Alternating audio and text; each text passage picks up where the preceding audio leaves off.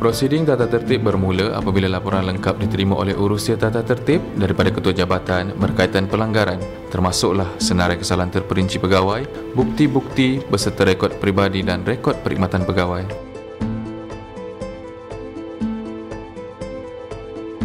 Setelah menerima laporan tersebut, siasatan boleh dibuat di peringkat ketua jabatan, urustia pihak berkuasa tata tertib atau di mana-mana peringkat jika difikirkan perlu.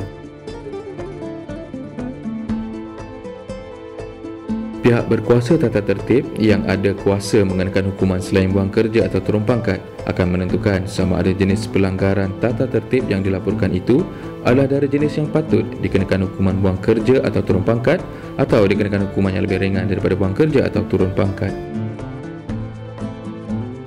Kertas tersebut kemudiannya akan dibawa ke pengurusi pihak berkuasa tata tertib mengikut jenis pelanggaran untuk menimbangkan sama ada wujud atau tidak sesuatu kesalahan tata tertib atau kes prima facie dan mengeluarkan surat pertuduhan.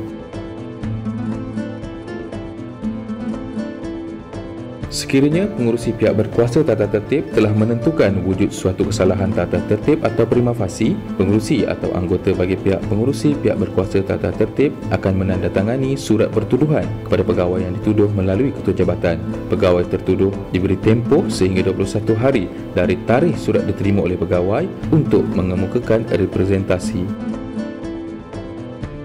Representasi pegawai yang dituduh perlu dikemukakan kepada pengurusi pihak berkuasa tata tertib dalam tempoh 21 hari melalui ketua jabatan. Pegawai perlu menjawab isu yang telah dibangkitkan dan jika perlu, kemukakan keterangan dan bukti yang bersesuaian.